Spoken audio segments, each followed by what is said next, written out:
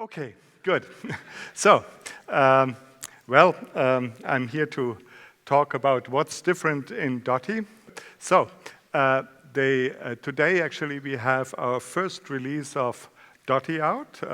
That's 012 RC1. And that's a technology preview that demonstrates the new language features and a new compiler infrastructure supporting them. So Dotty is essentially Scala Reloaded, the next iteration of Scala. And what you have there in this preview is a new compiler called .c, on which I and my team have been working on for more than 4 years now, a repo which is still somewhat proof of concept called .i doctool, a plugin to use the toolchain from SBT, and also an IDE. So let's just have a quick look at what this gives.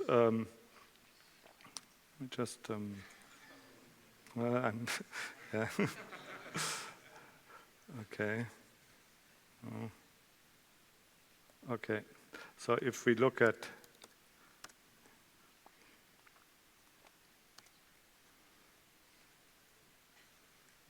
well, I guess I wanted to have them. Well, maybe we have to do without the internet thing here. Okay, let me just get back to this presentation and skip that. Sorry about that.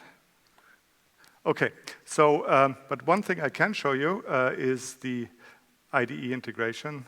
So let me do that. Oh no, it's no. Sorry. Oh, everything's crashed now, of course. Yeah, okay. So let me see what we can do here. No, okay. I'll go back to the talk and we'll do it without it. Sorry about that. It's I never had a disaster like this for a talk. Complete and utter disaster before. Okay. So we'll do only from the slides. So it has an IDE. The IDE is in VS Code. It implements the Microsoft Language Server Protocol. It has the usual things, command completion, hyperlinking, error reporting, live error reporting, and so on.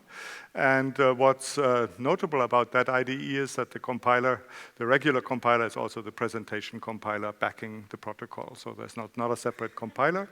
In that sense, it's similar to what you see in Enzyme and in Eclipse for the current Scala C IDE, and the difference is that there's really a very well-defined protocol written in JSON between essentially an arbitrary front end and now this presentation compiler that does all the services that you have to do to explore what your program is. And that means that besides VS Code, there's also already something existing for Emacs, and there will be soon, hopefully, things for Eclipse and Enzyme and potentially for many more front ends.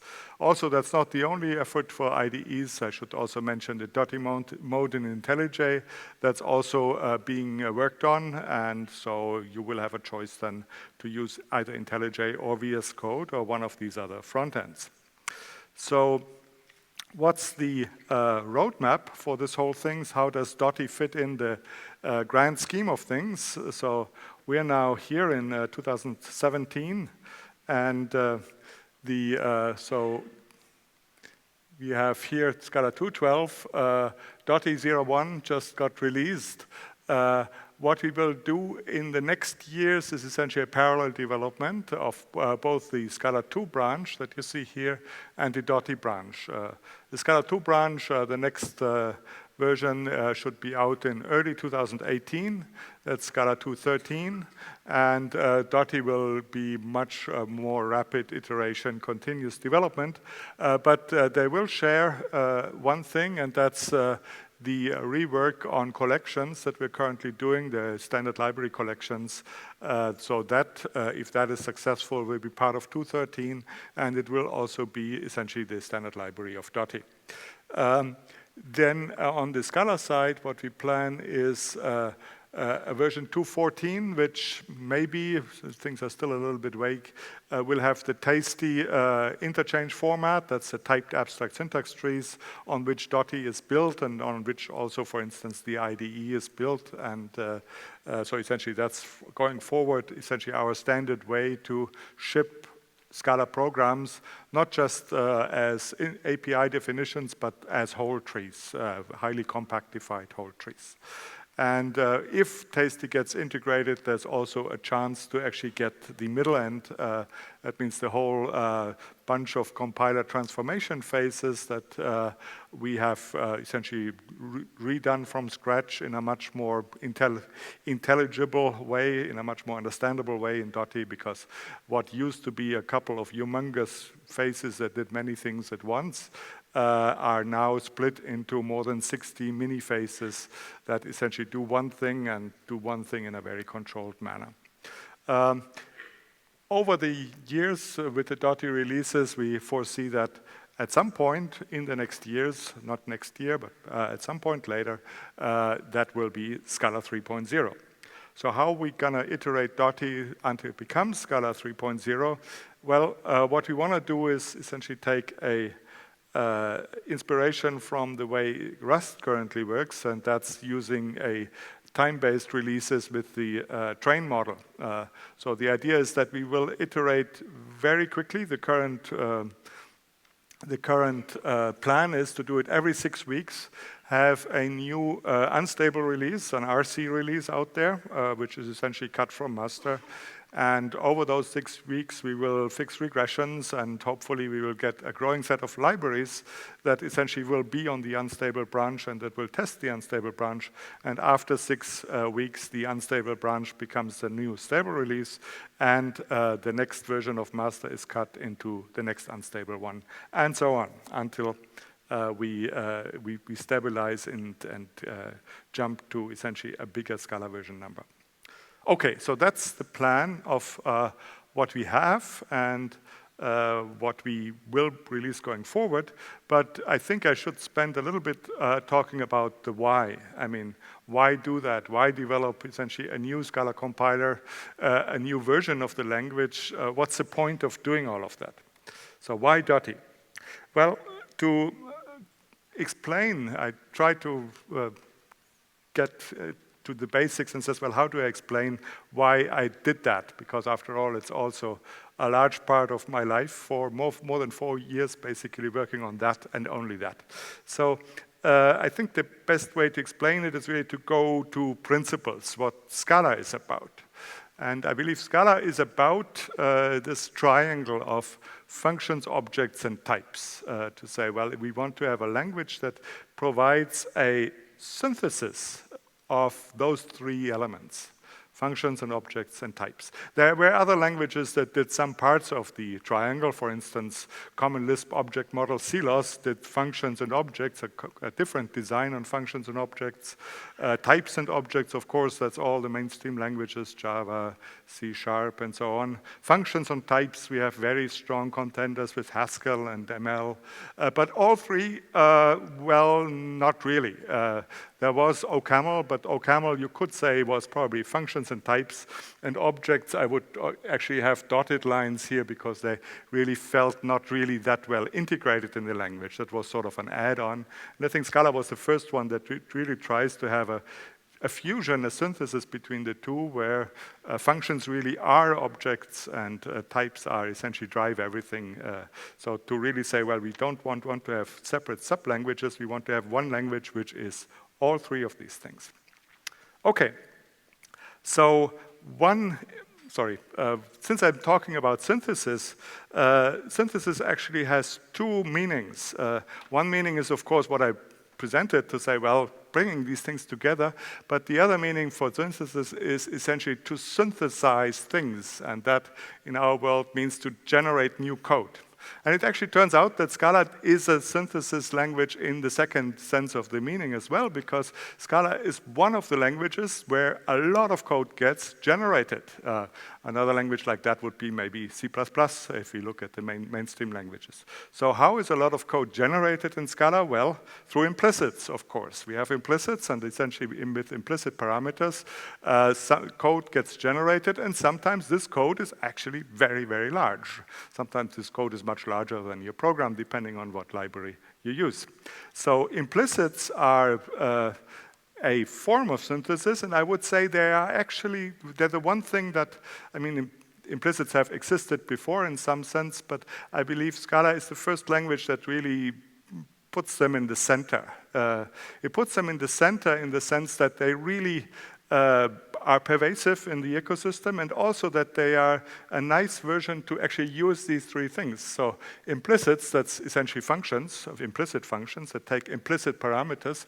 What gets passed are dictionaries, dictionaries of essentially things that's essentially objects. And of course, the whole thing is driven by the types. Without types, there would be no implicits, because the way you find an implicit is by its type. In a dynamically typed languages can't have implicits. So implicits are center stage, and that's also why I have this t-shirt here. The implicits, why are implicits so important? Not just that essentially they're a nice feature to have and they pull everything together. No, they're important because there have been papers out that essentially looked at the thing and says implicit is essentially the canonical way to represent contexts. So a context is something that essentially is outside of your program, but that's implicitly understood by your program. Could be a configuration or some set of access rights or whatever, some type class implementations. So all these things are contexts, and so far we have had essentially a series of fairly ad hoc ways to deal with contexts. The cake pattern was one of them, so John mentioned that. Other ways are dependency injection, or XMLs, or annotations, or lots of different things. And I believe implicits are sort of the canonical way to represent contexts. So that's the thing that essentially Scala is about, I think, this sort of triangle with the synthesis in the middle. And in many of these respects, it really was a pioneer. So it did follow some of the earlier languages, most notably OCaml, because essentially it's predominantly functional, it's typed, it's strict. So all of these things are true for SML and OCaml as well. And it's modular in the sense that we care about modularity in our object system, and that's where we deviate from OCaml, because OCaml has a very strong module system and another object system sort of on the side, and we essentially Scala's innovation was to combine the two. It's, of course, details were also influenced by Java, Haskell, ML, Eiffel, Erlang, Modular 2 and 3, and so on. And it turns out that lots of other languages are now moving into that space. Like if you followed languages a little bit, the language announcements and what came out over the last 5-10 years, then you will see they all look more and more like Scala. No matter whether you talk about C#, F#, Swift, Kotlin, Rust, all of these are pretty much there. That means the genes in the language pool, of which Scala took quite a lot from other languages, are now essentially given in turn to a lot of languages that are moving into that space. But the fact that a lot of languages are moving into that space shows that there is something, there is something there that really seems to be very successful, that seems to make people very productive, that seems to be, I dare to say, the future of programming. I think that's essentially where we are. And I believe that Scala has a fairly unique chance here in that we were first. So I have 15 years experience with that, and a lot of you have a lot of experience with that.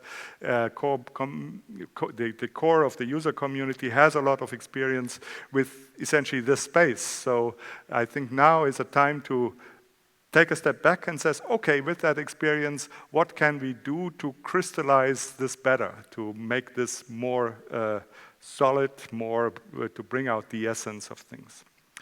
Okay, so there's another principle, and that's, principles, or you could say pragmatics of what Scala is. So we saw essentially the space, functions, objects, types, but I think the pragmatism is to say we want to find a balance between simplicity, usability, that means particular newcomers should feel at home right away, and power. And if you see that triangle, then maybe some of you raise a hand and are skeptical and says, Scala Simple? Can you really mention Simple and Scala on the same slide? And I would say yes, in fact, that it is simple. It depends how you define simplicity. There are many different ways to define that. There was a nice talk by Rich Hickey about why simple is not exactly easy. It's not the same thing, so simplicity is not that you're familiar with it, that you're immediately productive necessarily. Simplicity, in one sense, is to say the language itself is small, it's orthogonal, some people call it elegant. That means it has a small syntax, it has few concepts, few rules that can be combined in orthogonal ways, and it has a reasonably sized spec and compiler. And in that sense, Scala is on the simpler side. I know that there are many languages, in particular in the academic domain, that are simpler than that, because academics try to essentially bring out the essence at the expense of usability often.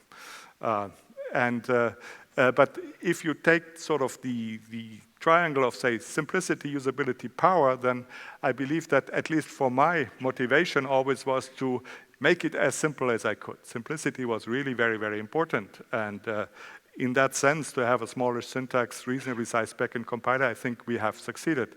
If you look at, let's say, Scala and some of these previous languages here that I noted, and you compare them in any dimension whatsoever, you will find out that all of these languages are quite a bit more complicated than Scala. Scala is far smaller in terms of grammar size, spec size, number of keywords, if you want to count them, and things like that. So, okay, so it is reasonably simple. But that doesn't mean we can't make it simpler, right? And that's what the aims of Dotty are. So Dotty, then the goal here is, we know we have something going in that space. We really want to bring out the essence of what we have here. And bring out the essence also means drop peripheral constructs, stuff that just was cute, just we did, but well, it was a bit complicated, and it sort of detracts of what we really want to do. If we can, we should drop it. Backwards compatibility is, of course, a big constraint here, but we do it as much as we can. And finally, strengthen the core. So the principles that, if we agree what principle we are based on, then we want to essentially get the maximum out of them. Okay, so what's essential for that, because otherwise you get lost in details and you are completely unsure what's the right way to do or not, is foundations. I think we can make progress only with strong formal foundations. And the first time we did Scala, we didn't have those foundations. And that was a handicap, because essentially they didn't exist. And if we would have picked what's out there, lambda calculus or the classical type systems, then we would have done a language that is similar to those out there, because foundations are formative. You can't really escape your foundations. So since we didn't want to do that, we had to sort of make do and just wing it and say, well, hopefully these things are correct. And mostly, I think overall our record is not bad, but it's not perfect either. So some of the things were not correct, and by developing the foundations, what we did over the last year, we now have a much, much better basis to go forward. So those foundations, they're called DOT. The DOT calculus, that's the one that captures the essence of Scala. DOT is an acronym for Dependent Object Types, and there's been a number of publications and a number of conferences. So the original paper was this one here, and that appeared in a Festschrift for Phil Wadler to his 60th birthday. That's the title, that's the cover of the book that you see here. So I won't talk about the foundations here. I talked a little bit in previous talks, so look at the videos, but I just nevertheless wanted to mention them as an inspiration. What I want to talk about is, well, what concretely has changed now? And it actually was quite a bit that has changed. And if you look at the Dotty website, you find a section on reference, and in the reference thing, you find essentially a list of all the things that we added, all the things that we removed, and all the things that we changed so far. So that's essentially the current status. But what I want to do is here, I don't have time to go into everything. I just wanted to come up with essentially the things that I find most important. And I'm going to mention 4 of them.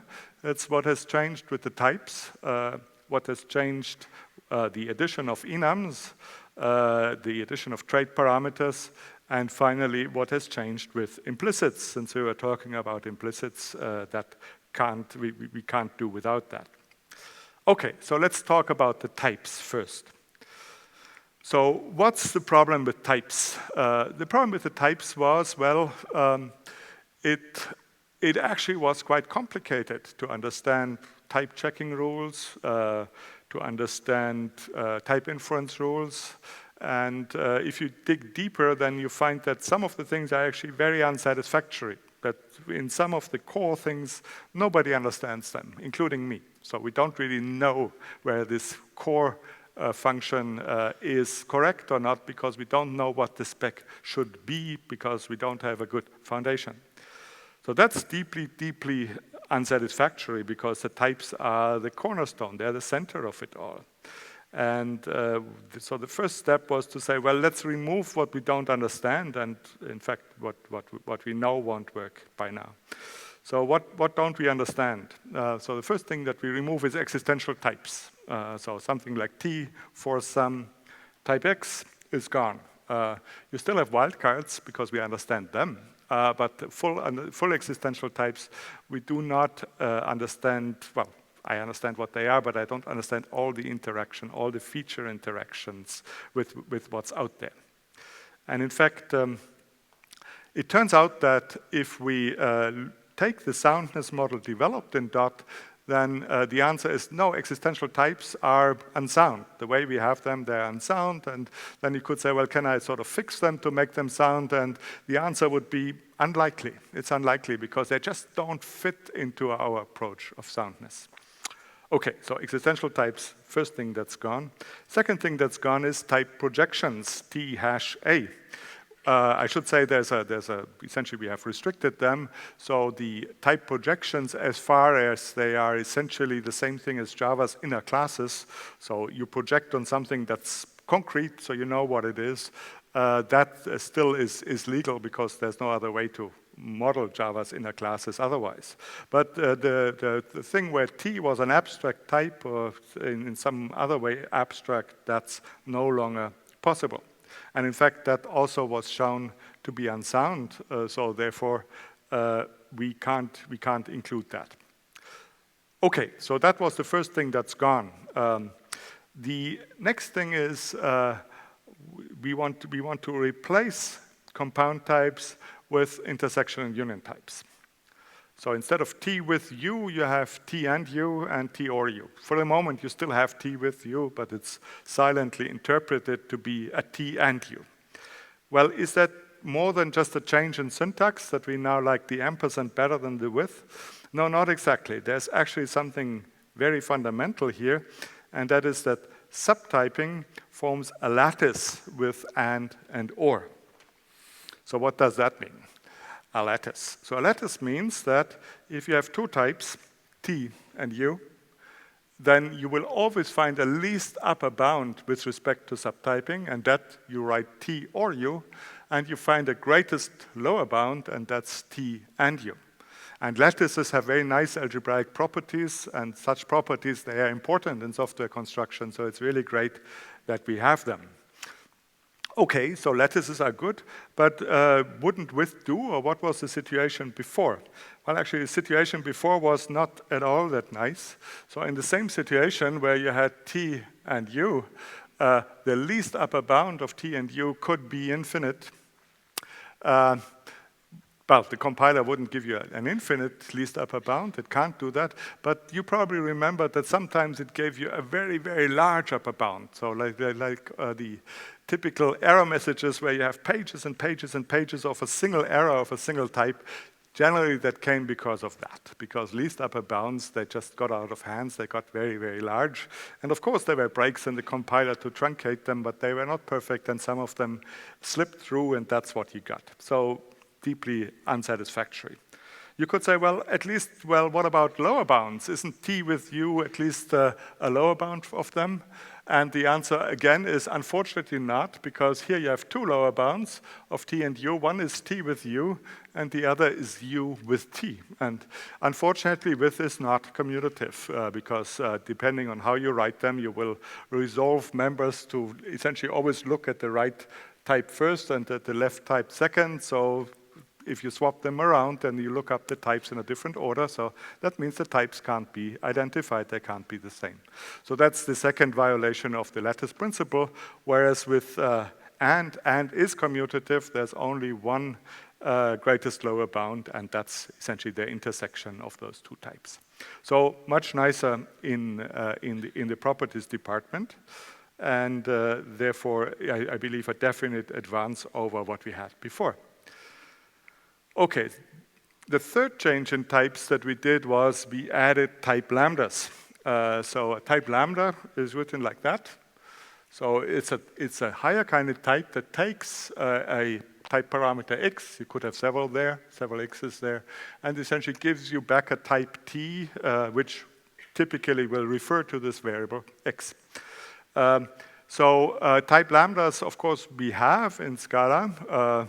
They were actually some of the things that sort of got invented by the community. There was never an intention to essentially have type lambdas using structural types and type projections the way it's usually done. I guess you all agree with me that's a truly awful way of doing things, but it was the only one available until now.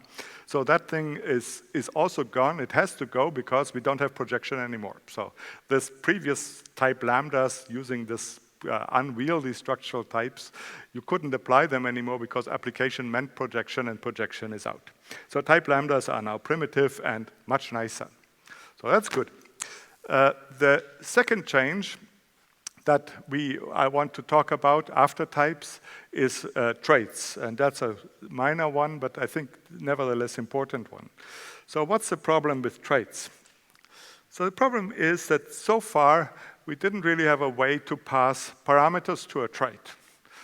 Okay, you could say, well, no big deal, just where you had a parameter, make it an abstract method or val, and then just fill them in the subclass. And that you could say, well, that works as far as you don't run into problems with initialization.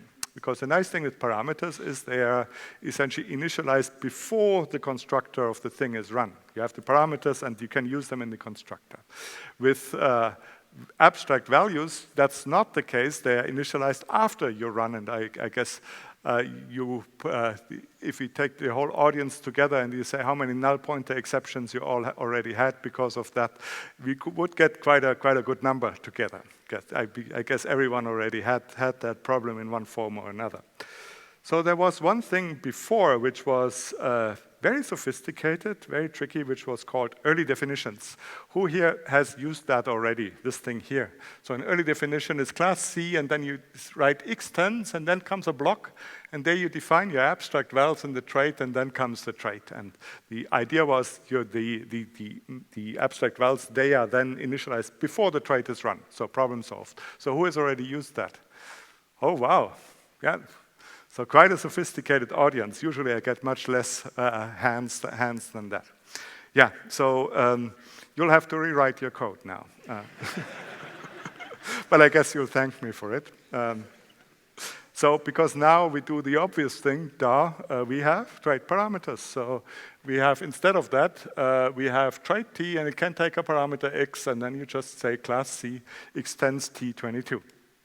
Now you might ask, of course, well, why didn't they do this from the start? I mean, this seems such an obvious thing to do. Why jump through hoops with these early initializers? Well, we didn't do it from the start because there's a tricky problem, and before we didn't have a good solution for that. And that tricky problem with trait parameters is inheritance diamonds. So if you have a situation like this, where you have a trait and it's parameterized, and then you have a class, and then you have maybe another trait, and then you have another class, and they all extend this trait, then if they all pass parameters to the traits, how do you know which parameters are the ones in effect in the trait? They would conflict with each other, right? And people didn't really have a good solution for that, or the published solutions are very complicated. So that's why we didn't do it that way. But we actually hit on a very nice solution now, which essentially here you says, well, C is the first class implementing that trait. None of its superclasses implements that trait, so it has to parameterize it. D already gets the trait through C, so it's not allowed to parameterize it. So even if it inherited T directly, it wouldn't parameterize it. And traits never pass parameters to other traits. Only classes do. So these rules are quite restrictive, but they're completely workable, I think. They essentially, I think all the actual designs out there that used early definitions are perfectly well translatable into that. and it's much, much simpler than what we had before. So that was traits. My third topic is enums. So enums, that's another long-standing problem in Scala because I think for a long time we had essentially a number of issues, requests, proposals, how to model or add enumerations to Scala. Because that was sort of the last big thing that you could do very conveniently in Java and really basically all other languages, most other languages definitely. They had some form of enum construct that just let you essentially define a type consisting of a fixed number of named values, right? Color, red, green, blue, and you're done. And Scala didn't have it. And so that was a problem in the sense that there was a lack of expressiveness. There was a related problem, and that's, no, it's not actually not related, but it turns out the solution is the same, and that has to do with ADTs, or algebraic data types. Haskell has a nice way to write ADTs with data, right? So it's just data, list equals cons or nil, and you're done. And in Scala, of course, you can write that as well, but you have to write a lot more code. You have to essentially define a sealed base trait and then essentially two case classes, and those things all together give you your ADT. Except that there was a related problem that there was really no robust way to find all the subclasses of a sealed class. And some of the type level programming needs that. So it needs to know it's a sum of these subclasses.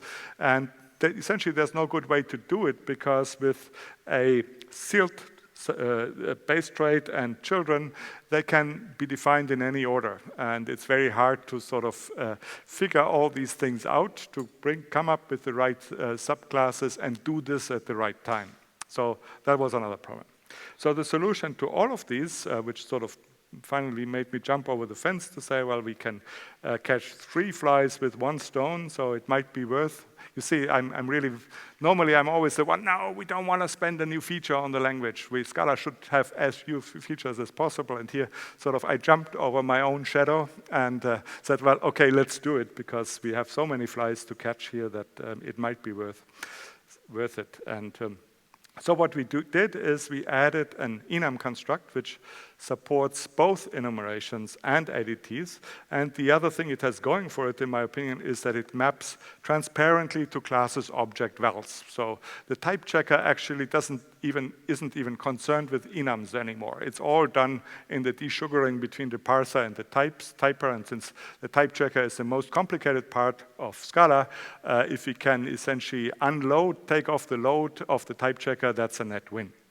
So what does an enum look like? So here's a simple one, enum color.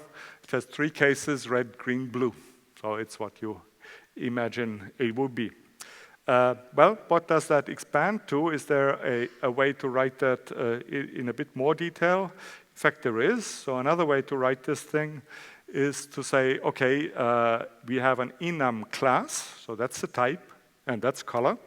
And then we have an object color, and the object defines the cases. So when you write here, this enum here is intentionally ambiguous. It's both a class and an object, right? An enum defines both a class and an object.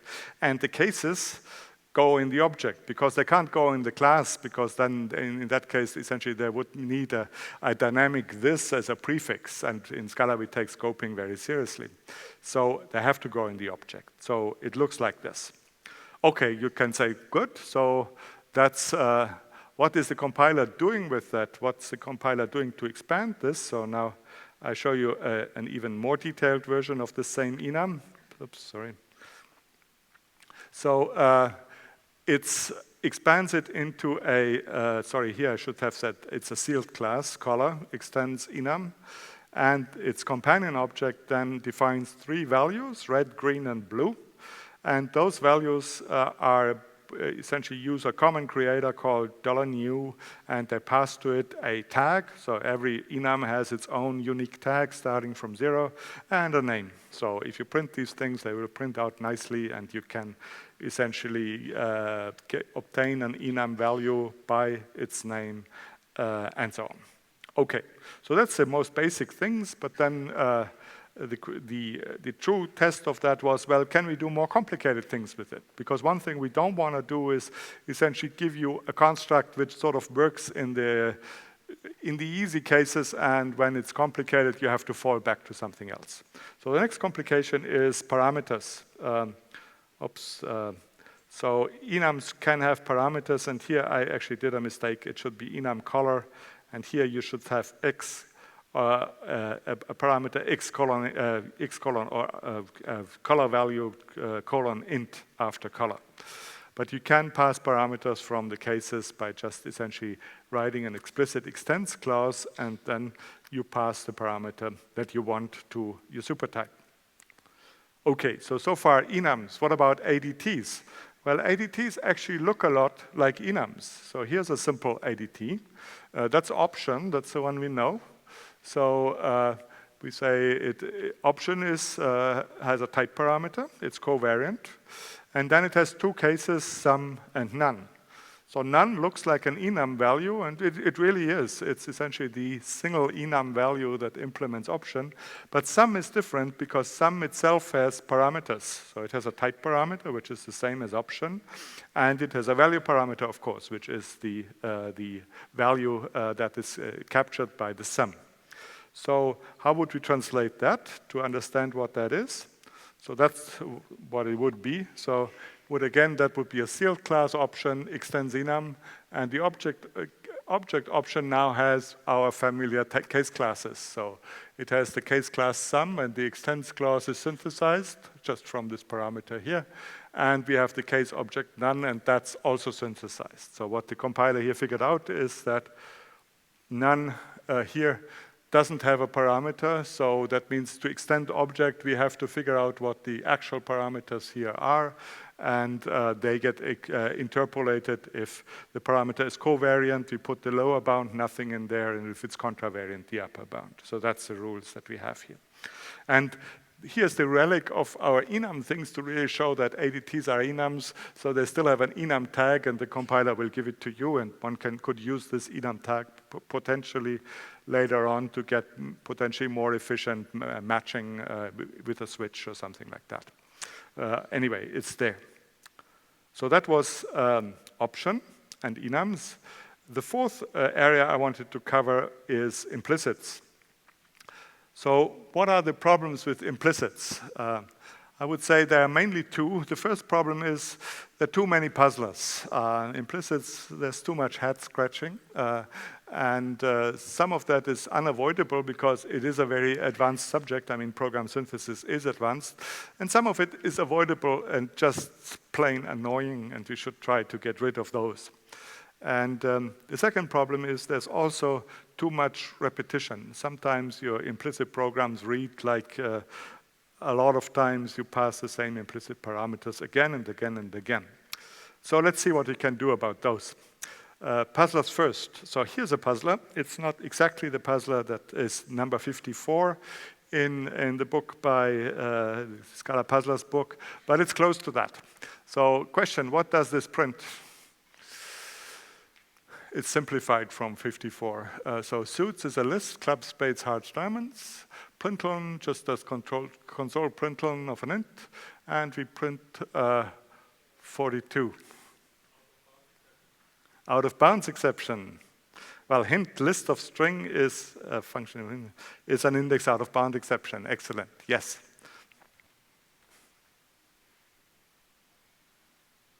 Sorry, this, I've ruined my example. This should probably be string, huh? This should be string here, otherwise it doesn't make sense, yeah. Okay, sorry, this should be string. So what happens here is that it says, okay, I have a 42 and I need a string because that's about what my println, it resolves to this one because it first finds that. It doesn't find the other one in system and console and things like that. First fit is this println. So it says, well, I want this println, and let's now just all assume this println has type string here. Then it says, well, 42 is not a string. Can I make it to a string? And then it says, oh yeah, I found an implicit value suits. And it, as so happens, list of string is actually a subtype of int toString. the function. And so this thing can be used as an implicit conversion. Now, this is, of course, terrible, in particular because we tell everyone, implicit conversions, be really careful with those, right? They are, most of the time, implicit conversions, you should think 3 times before you use them. You should think 10 times before you use them. And here we silently, surreptitiously give you an implicit conversion just by essentially you having harmlessly written an implicit value that you wanted to use as a parameter. So these values, they essentially just sneakily give you these conversions and in your code. A true puzzler. So in Dotty, we don't have that anymore. So what we have is that we say, well, now, if you want to convert, you have to really write a conversion method. A value just doesn't work, and if it's a subtype of function, even if it's if its type is really function 1, then no, we won't convert with that. Then some people said, well, okay, no, but now you left me high and dry because I actually pass around function 1s and I want to use them as conversions. So what can I do? And there we have a fallback that we have a new class called implicit converter. And that implicit converter, if you pass that instead of your function, so that sort of makes your intent explicit that you want to convert implicitly with this thing, and then the compiler will honor your request. Okay, so that was the number 1 puzzler, and we have another couple of puzzlers under discussion. The most contentious one is that I would really like to disallow implicit conversions between unrelated types, unless that conversion is defined in one type or together with one type or the other. So this sort of, I mean, the worst thing is you have a type in one package here and a type in one package there, and there's a third package that somehow gives you a conversion from this type to that type. And just by bringing this package into scope with an import or whatever gives you this convertibility. Because these things, they are way too powerful and way too surprising in a lot of cases. When I proposed that, I got a lot of resistance. People said, no, I need that, don't take it away from me. So that's still under discussion. And it's sort of the more contentious one because here we really sort of restricting things you could do, where we're restricting power, whereas with these conversions you could say, well, that's just silly, that's just essentially accidental things, whereas with the other we do restrict power, and the question is, should we do that or not? There's still an active discussion on the Dotty issue tracker. Okay, now the next thing is reduce repetition. So as I said, implicit parameters are the canonical way to represent context, and as such they're really important because the idea is that context abstraction is just parameter passing. So it's the most natural thing you could have to say, well, if I need something, then, well, lambda abstract. Make it a function, pass the thing that you need as a parameter. What could be more obvious and more natural than that? And the only problem with that is that if you do that a lot, then you end up with functions taking a lot of parameters, and that gets very, very tedious. And so, hence the idea to say, well, let's just not pass these parameters. That's boilerplate anyway. Let's not pass them explicitly in the program. Implicit parameters will take care of that, and that's essentially our solution to all of these problems. Okay, so, and that's really, really successful. So here's an example, for instance, what you could use implicit parameters for. Let's say we have a conference management system, so like Scala Days, you submit your talk abstract, and to have a proper system, you have certain conflicts of interest, so certain reviewers should not see the scores of papers they have a conflict of interest with. Let's say you're an author and you're a reviewer, maybe you don't want to shouldn't see the reviews of all the other members that say your paper, that's really crap. We don't want to accept that because you might be offended. So there are certain rules in there, and in big academic conferences, they get very elaborate. So one good way to do it is to say, well, let's abstract that into essentially an implicit parameter, where we say with everything what we do, like getting the score of a paper or getting a ranking of a paper, we essentially pass it the people that essentially currently view that view that result, know about that result. Because you know, the problem is it's not just as simple as looking up scores. Let's say you have a function like view rankings, so the rankings like a list, then you probably shouldn't see those either if you have a conflict. So it's not just not just the basic score, but everything you derive from that, really. So the idea then is, well, everything takes viewers as implicit parameters, and then the fundamental score function would say, well, if the viewers have a conflict with the authors, then just make up a score. -100 would be in the bottom of the list, but that conveys no information about this paper. And otherwise, you give the real score of the paper. And then, for instance, rankings, it's easy to get that wrong, to say, well, just give it out and you leak information. But with implicit parameters, essentially the types tell you, because view rankings essentially calls score, so it needs a viewers. So the only way to get that is that view rankings itself gets an implicit viewers, and so on, up to the source of these things. So why, you might say, well, why do I have this additional abstraction, viewers, not just set of persons, because it comes down to a set of persons in the end? Well, the answer is that if you want to make an implicit parameter, you should make the type as specific as possible, precisely in order to get no false positives, that you can use this in some other situation where somebody wanted a set and suddenly it gets something implicitly. So that's why I have essentially wrapped this in another very specific type called viewers that's used only for this application. Okay. And that's a very nice way to handle it. Let's say dependency injection or configuration management, or essentially you could treat that as some sort of capabilities. A lot of these essentially covers a very large area.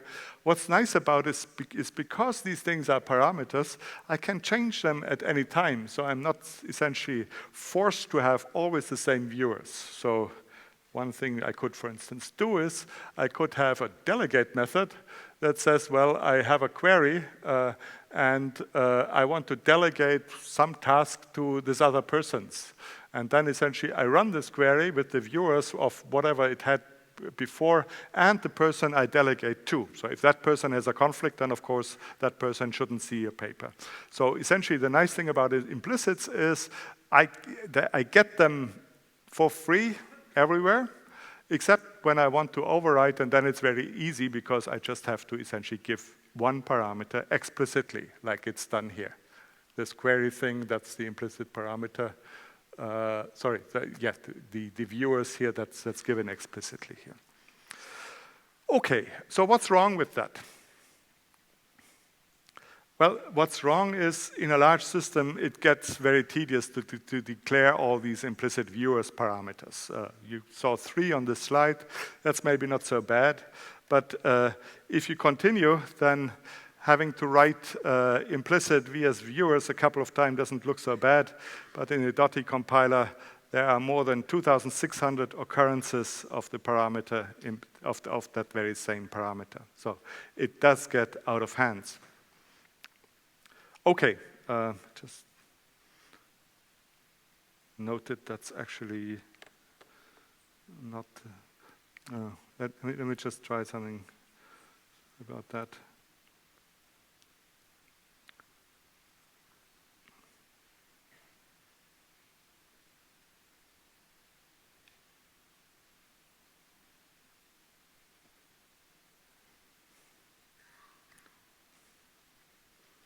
No, that's not the latest.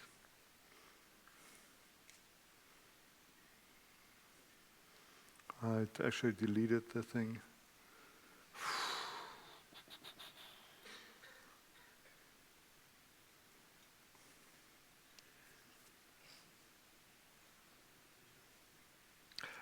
Diana, is Diana here? Because okay, okay, sorry. This is getting worse and worse because I don't even have the latest one on this one. Okay, I'll make do with what I have.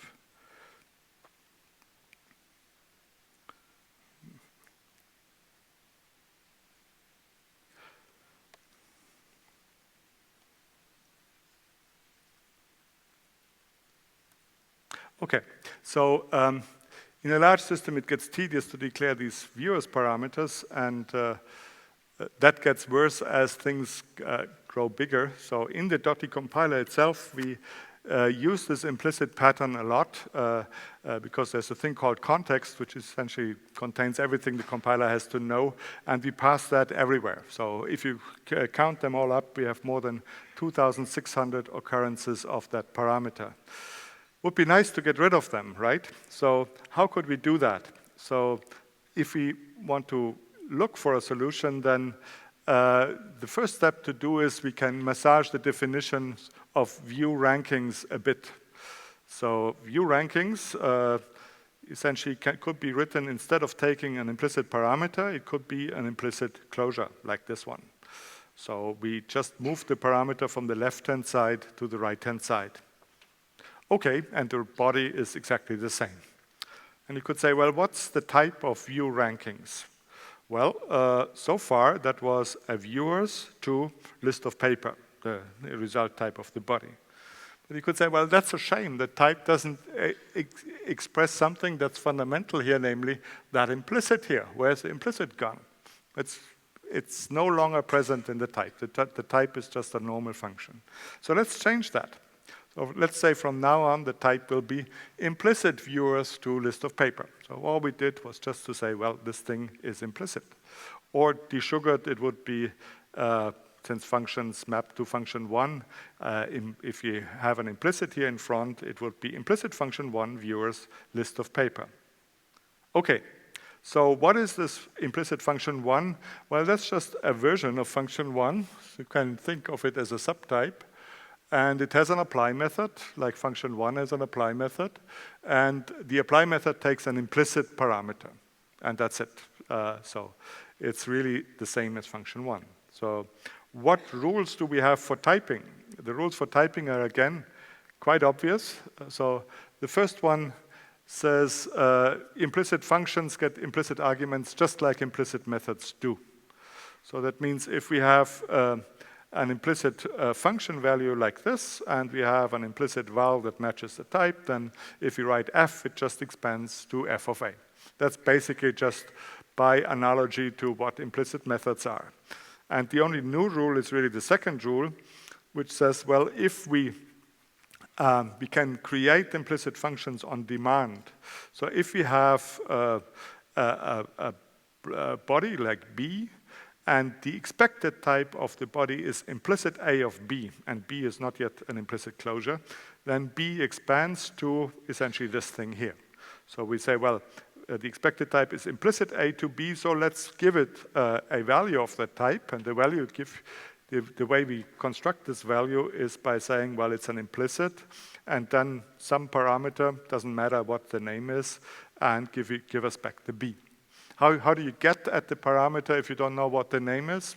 With implicitly, of course. So you have implicitly the handy function that just lets you pull out the value here without actually having a concrete name for it.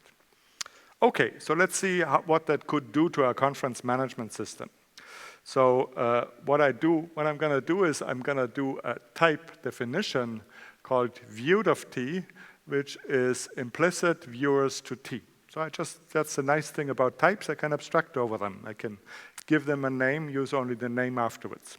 Okay, and then what I can do is I can essentially have my score function. It doesn't need the implicit parameter anymore. I just have instead a declared return type to say, well, it's a viewed of int. So it's an int and it's viewed by some people, and the people that view it are essentially the viewers in the implicit parameter. And the rest of the code is exactly the same as before.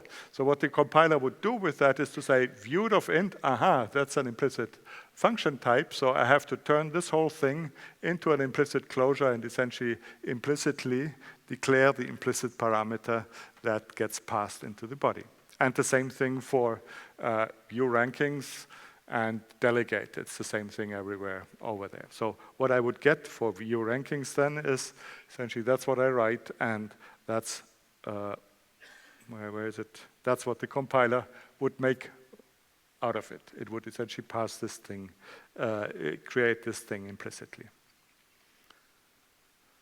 Okay, so that turns out that this thing is actually very, very efficient. You could say, well, isn't there a problem with creating all these closures? And indeed there would be, but the compiler can actually detect that case, and instead of essentially generating this code, immediately generating the implicit method directly. So it can detect these things and rewrite to the method code. So that means the cost of implicit functions is essentially exactly the same as the cost of implicit parameters, which makes this implicit function type concept very competitive if you look at what current approaches are to this essentially injecting implicit parameters problem. So the current, probably most popular way to do it is essentially to become monadic, to essentially say, well, we make a monad, so you have to be in a monad, and there's a simple monad called the reader monad that does basically what the implicit parameters do.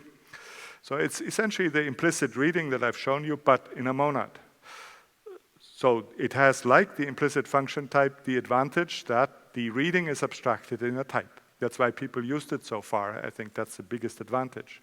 But I think it's shooting sparrows with cannons, because monads, in the end, they're about sequencing. And reading is not really. So it doesn't, everybody reads the same thing. It doesn't matter in what order people read the same thing. So that means that we don't really need to go to the straitjacket of one thing after another in a for or whatever monadic flat map. We can use direct style, which is much nicer. We can use full power of essentially all our expressions in Scala and still get the reader injection. Very nice. So implicit function types give you the conciseness of the reader monad, but they don't force you into monadic style. They're fully composable, which monads are not, and they are, according to our measurements, more than 7 times faster than the reader monad. So big win there. Okay, so I just want to finish with one last thing, and just to show that if essentially I try to argument that implicits are fundamental, abstracting over implicits is something that essentially gives you very principled power. And as always, this power can be used in interesting and fun and surprising applications.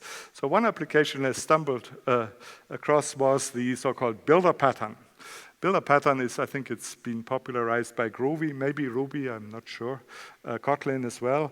And essentially they have these, certainly Groovy and Kotlin, they have specialized language constructs. In Kotlin it's called receiver function that handles this thing.